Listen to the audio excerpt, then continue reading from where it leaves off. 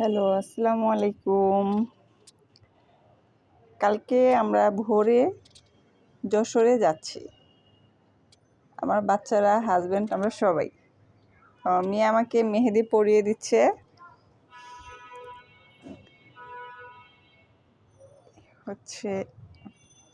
দিব না, তারপর আমাকে জোর করে পরিয়ে দিচ্ছে।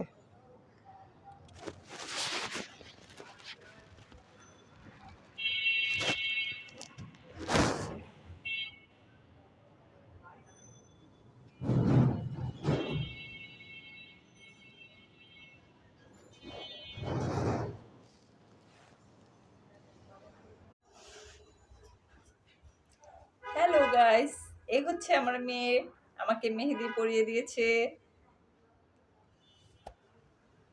দেখেন কেমন হয়েছে।